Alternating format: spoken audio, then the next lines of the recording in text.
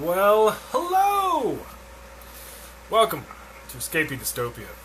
Today is July 11th, 2018. My name is Roy. I'll be your host tonight. We're going to do something that we started doing the last time that we were doing this. We've taken a couple weeks off for July 4th. Hope everybody enjoyed your holiday. It is an interesting time to be an American, of course, as always. Let me run through some of the news over the last couple weeks. First up, the trade war is heating up. Our trade war with China and the EU and Canada and Mexico have all become real, with various parts of the economy being targeted. Actually, in every situation, they've been responded to in kind. Which is to say, equal and opposite tariffs have been imposed. China, as of today, there was threats of roughly $200 billion more worth of tariffs on Chinese imports, which essentially covers everything. Immigration deadline was missed. There was an immigration deadline of yesterday to reunite all the children under 5. The administration missed that one. When asked about missing the deadline, the president mentioned how the parents shouldn't have broken the law in the first place.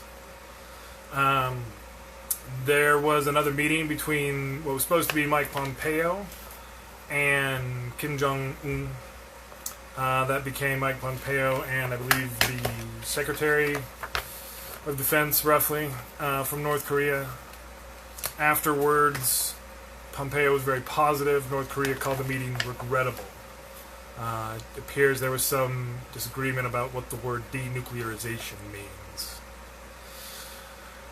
Brett Kavanaugh was nominated to be the Supreme Court Justice to replace Justice Kennedy. There was a shooting at the Capitol Gazette.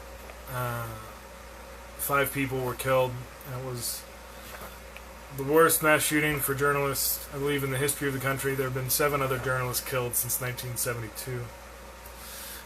The president is currently over meeting with NATO, talking about NATO things, and causing quite a ruckus.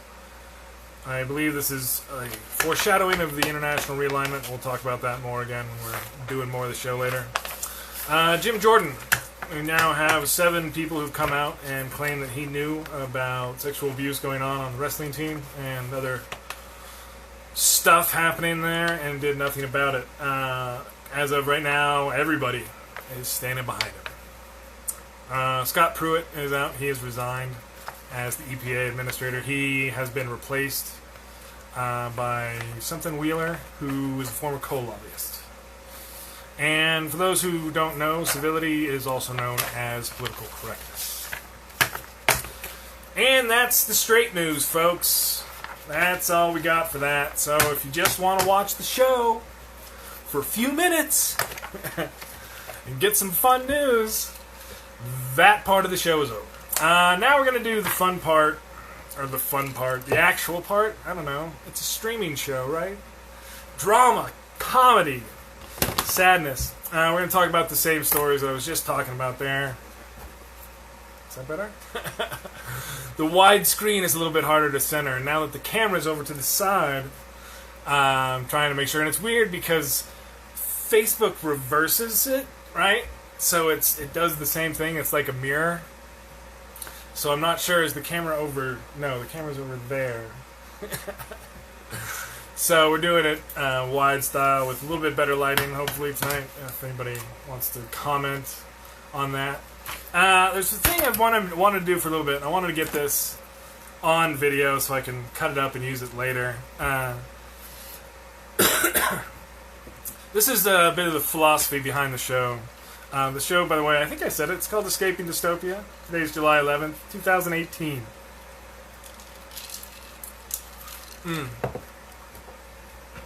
People talk a lot about making political points or points in a conversation, or what's your point, or do you have a point here? What's the point of this? And that comes up a lot in conversation. So I'm going to talk a little bit about what I think of as those points. right? When I'm talking about those, and I sometimes even have to formalize this with people who are being particularly stubborn about facts, is to make points is a point of fact, right? This is something that in a conversation between two people who disagree about the nature of reality, that a point becomes one of those things where we both agree upon it, right? So you have a point, right? There's a point to something that you can build from. Because now moving from that to geometry, right? You take a point and then you have another point, and now you have a line, right? And then you add another point somewhere else, and now you've got those 3 points. You can have a plane, right? And 4 points. Now you can add some depth, and you have all 3 dimensions to work with. But that's only if you can establish those points of fact. And this is one of the things, too, even those points of fact, right, as you try and build a concept or a model of in your mind of how the world works outside of your direct perception, you use those points of fact to build that model. And that's one of the big problems that we have right now as a society, which is really odd to me in a certain sense. It's quite the conundrum, because it's a little bit of an inverse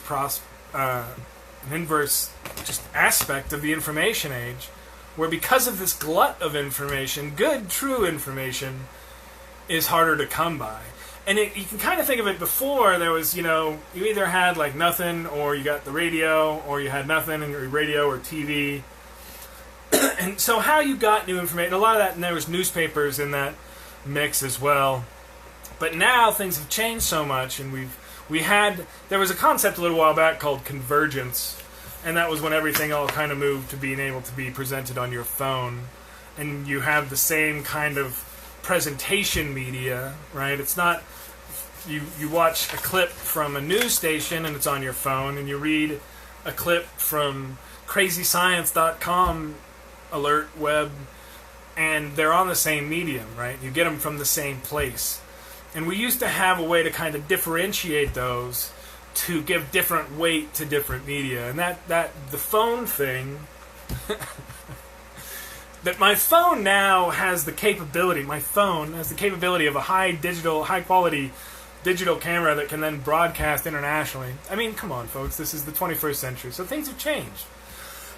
So you try and make those points of fact, right, in a conversation. And you try and build a concept of reality outside of your direct perception on those points of fact. That's what's been real difficult about this current administration and their attacks on the media, because that's where we get that information from. That's our source, right? So when you have people coming and taking that apart, that's what causes the conversation to break down, because there are not points of fact that are agreed upon. So, sorry, just a little bit of a background philosophical rant that I wanted to get out there and get on Digi. So the trade wars, where we were at. So they did 34 and 16 million, something like that on China. So $50 billion, of tariffs. So remember, for those of you who, just kind of quick background, tariff basically means this product comes over to the country, we're just going to add the price to it and collect that money. Just for you, in order for you to sell that, it's totally a shakedown kind of thing. Which, going again with the president's kind of general mentality of mafia, kind of protectionism, like his concept of the UN is very much like a protection racket, and he's done that with a number of things. But that's the same kind of thing with a tariff, where you have to pay that extra money just to have access to the market. So what they're threatening now, as of this morning, officially, they talked about this before, is $200 billion more worth of tariffs. Now this essentially will cover almost everything coming over from China. We will then be adding a tariff to everything if this next round comes in, which is roughly 4 times the size of the current situation. His hope, of course, was that bluffing would cause China to back down. They're not. They're not backing down at all. They are girding for a trade war. So they can't directly, and this is what's interesting about it. So, again, I'm sorry, we'll have to see how long I can go tonight with the voice. But a trade deficit, again, is all it is somebody is buying more of your stuff than you're buying of their stuff. That's it. At the end of the day, they have more of your dollars that are only good in your country, as long as you're around, and you have more of the stuff that they made to sell you. That's all a trade deficit is. Our president doesn't really understand that. And so his concept of trade wars and how they work, he doesn't really get it. And so he's trying to make them change some other policy by doing this, but it's not working. And so we're going to see how far this goes. The $200 billion is essentially everything coming from China. It will get the clothes and the electronics and most of the stuff that Walmart sells. And from some other signs, that would most likely, I don't know if that would push us into a recession, but with the other stuff, so the way this stuff works, right, because Trump doesn't quite understand cause and effect. So there's not a notion of repercussion. So he raises the price here. He thinks that's just good for us, not understanding that the general response is for them to do the same thing. And so it raises things on both sides. And because of the way the current international economy is largely built, remember, international realignment, keep that in your mind, this really, really screws that up. And this is why Harley had to move, and this is why you see lots more businesses, especially if they start to push for even higher tariffs, because they get hit on both sides. You import the raw materials that have a tariff, and then you try and sell back the same thing that they're targeting to try and get you to stop tariffing the other stuff. This is, the exact opposite that the world has been moving for the last little while. Let me explain this to you real quick. And this goes back to the income inequity issue. And this is why people in the U.S. are particularly against trade. And that's because the benefits of international trade has become so prevalent in international supply chains and things like that.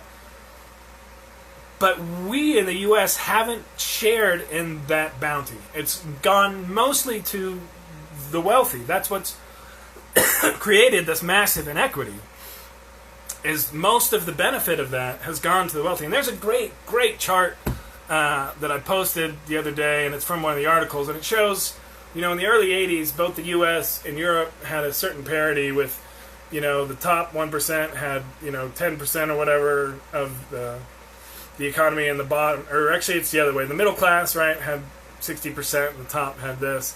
And in Europe, those stayed pretty steady over the last 40 years. In the U.S., it has flipped entirely.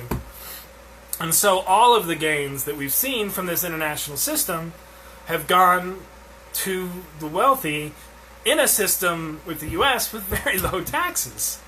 So that wealth that has been generated by this international trade system has not been shared with the people who are now supporting the guy who wants to tear down that system, claiming that it's not benefiting them, when he knows very well and has personally benefited quite a bit from that kind of situation.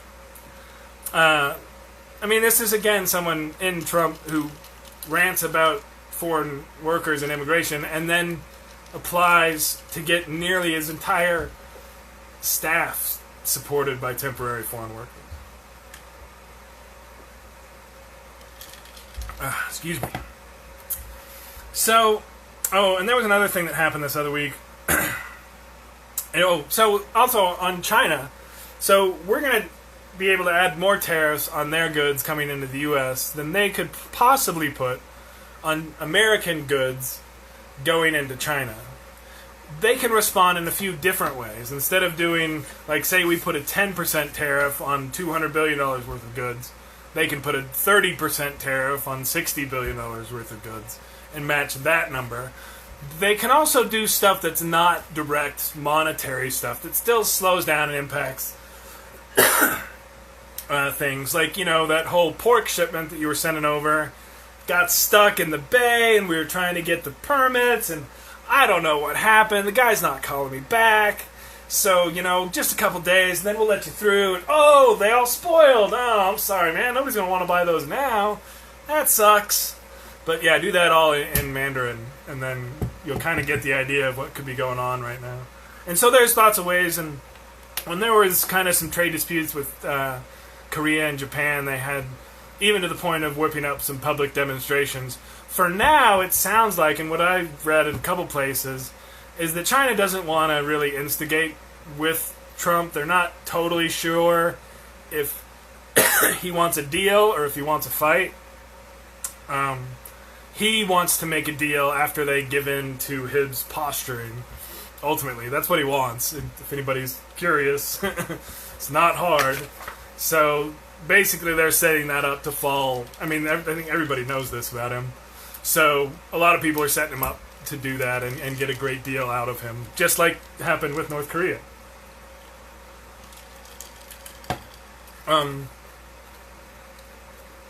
One other big thing that happened, and it was just a kind of small big thing, but the president's chief economic advisor, Larry Kudlow, claimed that the deficit was going down because of the tax cuts.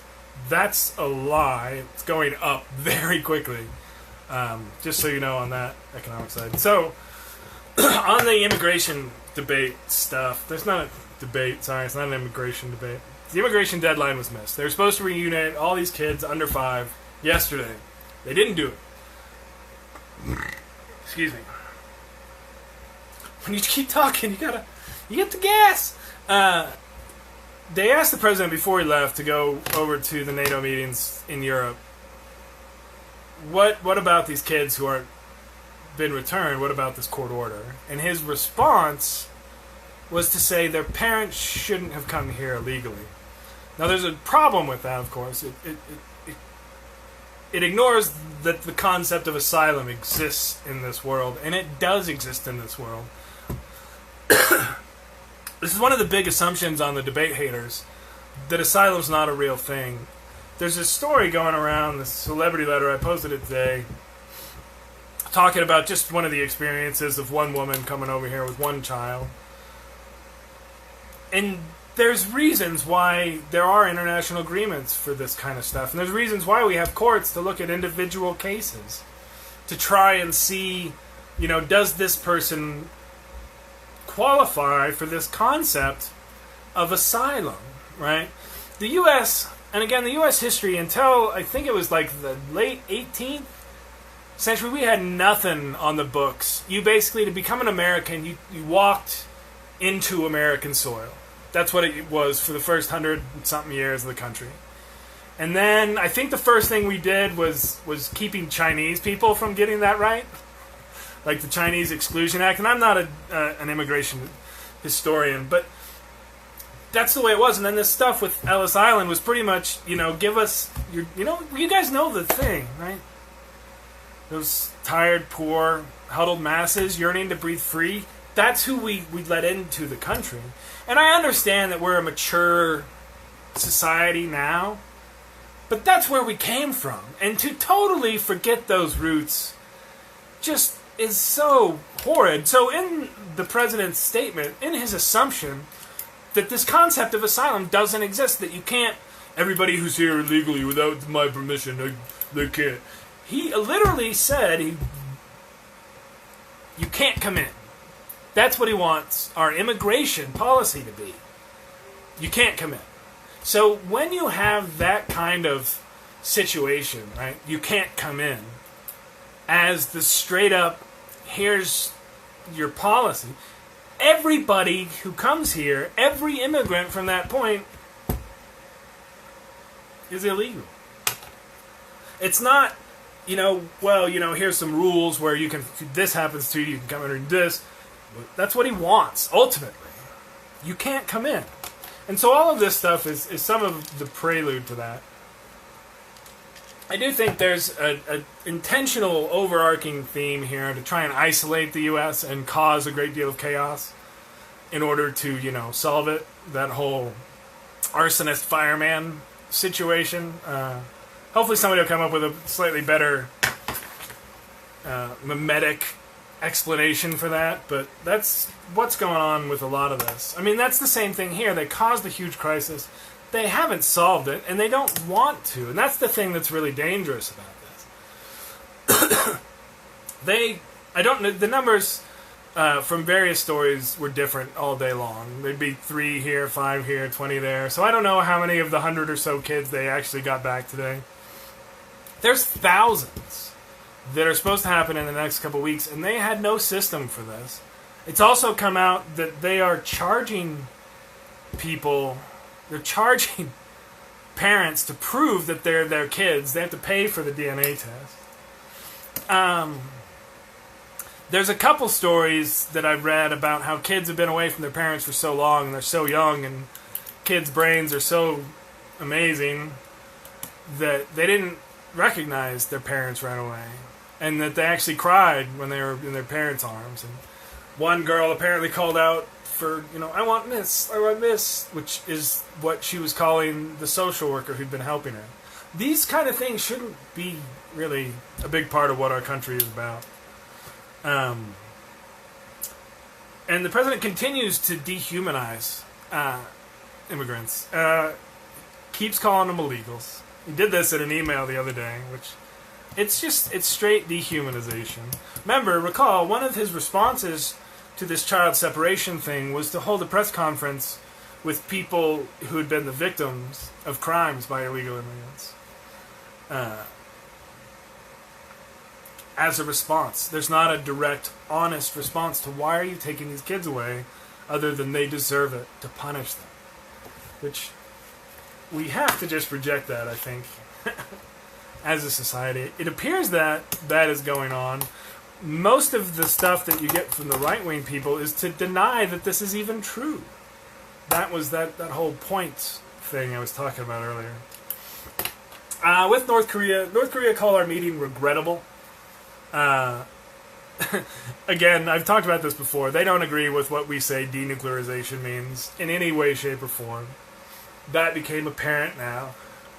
Escalating a trade war with China while you're trying to get China to make North Korea do stuff is about as brilliant as, I don't know, any of the other many things that have led to disaster in Trump's business career. So, it's not going to work. So he does get another Supreme Court pick, and with the ridiculous hypocrisy of the Republicans, maybe that'll work for him. We'll talk more about that. That's hopefully going to drag on for a while. I'd love to see that go through an election. And then some interesting things will happen after an election if we switch things around a little bit, especially in the House. So, sorry I'm going a little quick. This has been a long one tonight. And we had to work on everything getting set up. And it's just so chilly down here. I'm about to freeze to death, I think. But there was a shooting last week. I would have covered this last week had we done a show. The guy who'd been harassing a newspaper came in and unleashed with a shotgun and killed 5 people. It's hard not to tie this again more agitated anti-media theme that's coming from the White House with something like this. He laid off for a whole week before going after the lying media again in one of his rant rallies. And again, the president is having rant rallies still. Pre-midterm campaign rallies. He's never ended his campaign. And did so again within a week after this shooting, and again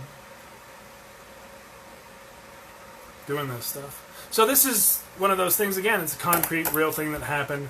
Our news cycle is somewhat ridiculous now, so of course, the Thai cave thing happened this last week too. I don't have, like I said, I don't have cable, so the 24-hour coverage of that has not been something that's been a part of my life for the last few weeks.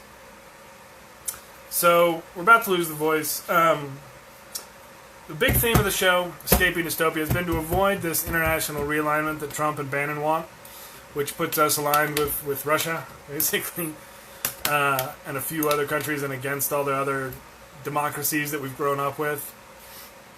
That's what's going to happen this week to another degree, to a greater degree than it has in the last 50, in my lifetime, right? Where he's talking smack to our allies from NATO, and then, yeah, I'll sign the statement, and then goes and is super buddy-buddy with Putin, and he's going to be super buddy-buddy with Putin. To a degree that's going to make a lot of people alarmed. Again, I'm only going to say I told you so many times on this, but we'll see. But I'm pretty sure that's what the plan is. Jim Jordan is one of the leaders of the Tea Party caucus in the Congress. He was, I believe, an assistant coach for wrestling at Ohio State for a number of years. One of the physicians there apparently was abusing athletes for longer than many of the athletes had been alive, like 20 years. He didn't know anything about it, he claims. Now we've had 7, at least, at last count that I saw, former wrestlers come and say, like, no, he knew. There's no way that he didn't know. The Republicans have rallied around him so far, pretty hardcore, which means he's probably going to not go anywhere. I don't know how this will break, or if it will, but that's what we've got going on, that kind of old boys keep it quiet club in Congress right now. And then on the good news for the science side was Scott Pruitt. Finally gave in to all his scandals. Gotta love it. Gotta love it. Man, that guy, Scott Pruitt, he had, like, everything that he did was just all about grift and scam. So anyway, he's out and the coal lobbyist is in. So we'll see how that rolls. And with that, in my gravelly voice, we're going to say goodnight. Been a long day. Started with us getting... guy tried to rob the house. On a personal note, he didn't get much. He took my charger out of my car. Like, it's like $10, dude. I guess that's minimum wage, man. When you're risking felony for minimum wage, you gotta find better options. Anyway, and that's again that graph. Woo. Those options aren't great out there. We need to fix this. And we can. And just vote. If we all vote the right way, which is not for Republicans, sorry. I'm sorry. Stop voting for Republicans. My lord, people! Alright, have a good night. We'll see you next week, maybe 2. We'll see. I don't know. This is like a workout down here. Alright, I'm gonna go hit the showers. Alright, thanks all. Peace out. Have a good night.